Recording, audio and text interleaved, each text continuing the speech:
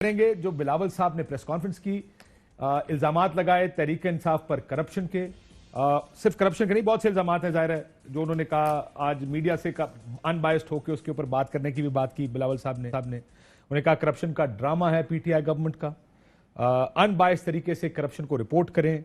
Corrupt तरीन हुकूमत है तहरीक इंसाफ की पाकिस्तान की तारीख की। उसमें उन्होंने मिसालें दी कि 260-70 अरब ऑडिटर जनरल की उसमें जो ऑडिट है उसमें आया। अलीमा खान सिलाई मशीन से इतने पैसे बना लिए, अलीम खान के ऊपर उन्होंने बात की, जहांगीर तरीन को भगा दिया और उन्हें पैसे बनाए। पीआईए रोजवेल्ट होटल बेचना चाहते हैं, पंजाब ठेके और करप्शन पर चल रहा है। बीआरटी और बिलियन ट्री सुनामी का जिक्र किया, फॉरेन फंडिंग केस, आटा गंदुम तेल वगैरह वगैरह। और यह भी कहा कि बीआरटी में अली जैदी फ्रंटमैन है प्राइम मिनिस्टर साहब के।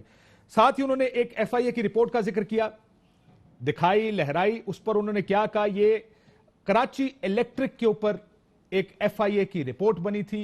इसका मुझे लगता है कि बिलावल साहब शायद ठीक तरीके से पढ़ा नहीं इस रिपोर्ट को, किसी ने कहा पढ़े बगैर कर दिया। जरा बिलावल साहब का पहले साउंड सुन लें क्योंकि यह जिम्मेदारी उन्होंने मीडिया पर के ऊपर बात करें। तो मैं आपको इसके कंटेंट पढ़ के सुना दूंगा, जरा पहले सुन लें कि बिलावल साहब ने इस रिपोर्ट के बारे में क्या बात कही।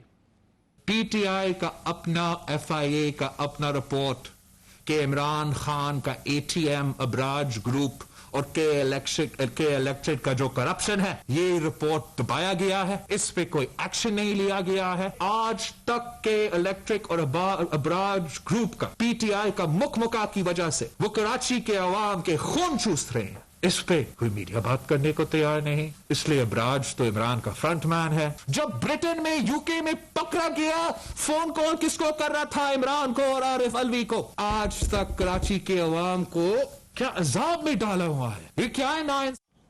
उन्होंने कहा कि अबराज पर कोई मीडिया बात करने को तैयार नहीं, ये रिपोर्ट दिखाएं। अभी रिपोर्ट पढ़ लेते हैं।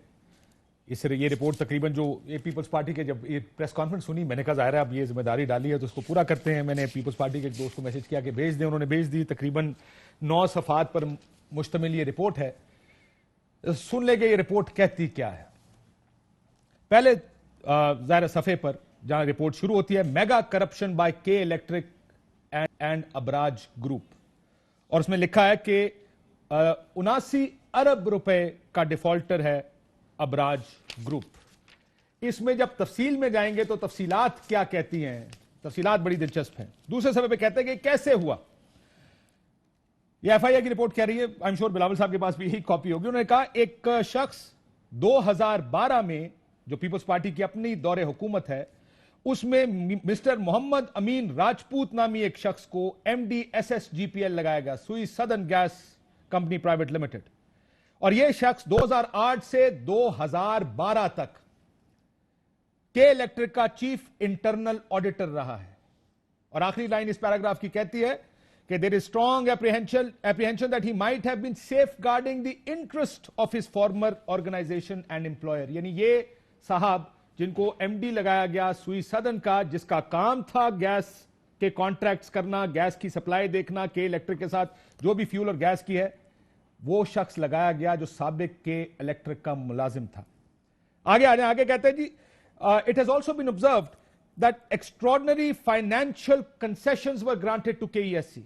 यानी गैर मामूली फाइनेंशियल कंसेशंस दी गई एक ऐसी प्राइवेट कंपनी को जो हुकूमत का स्वाबदीद नहीं है, और ये बिलियंस ऑफ रुपीस पर एनम में जाती हैं विदाउट ईसीसी और कैबिनेट अप्रूवल।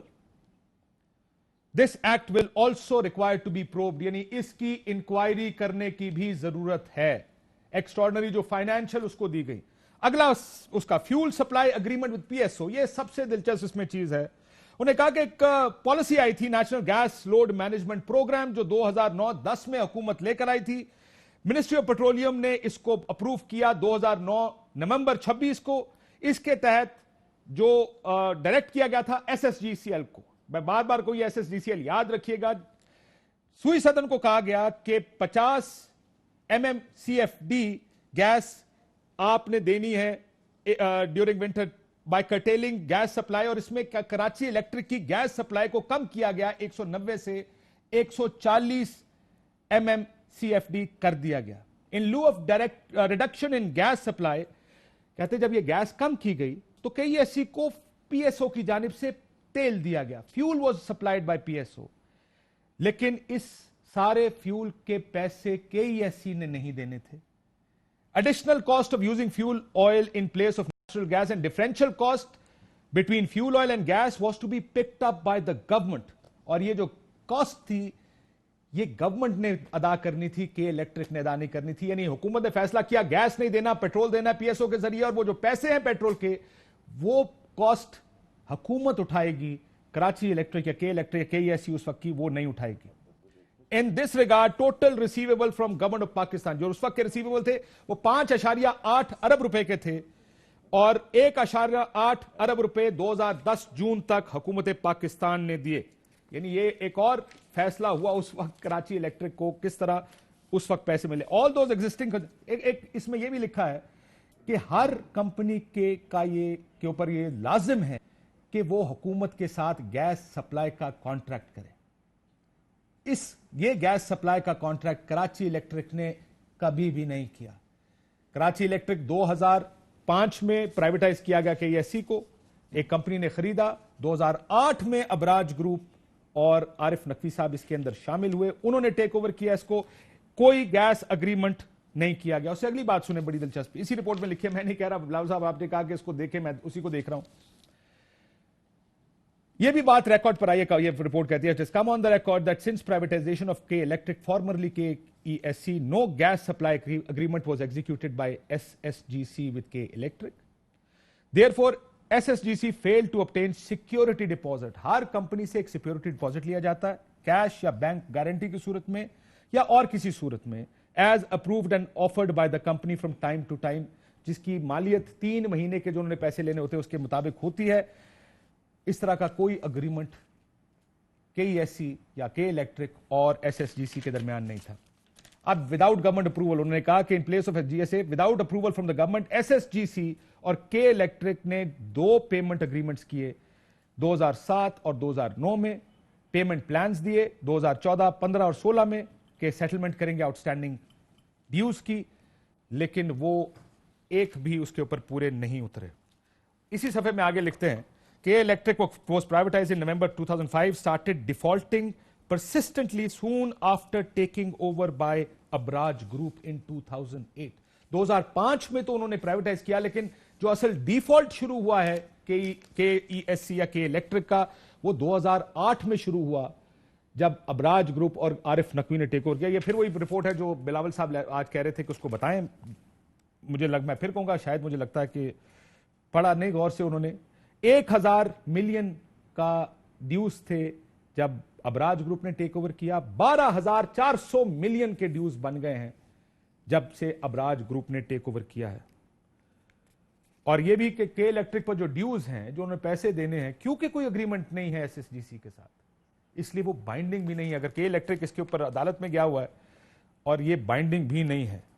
और आगे लिखते हैं कि हाई कोर्ट ने, हालांकि सिंध हाई कोर्ट ने रिस्ट्रेनिंग ऑर्डर दिया हुआ है कि गैस नहीं सप्लाई की जाएगी, लेकिन लगातार इनको गैस मिलती रही है without any agreement, without any orders.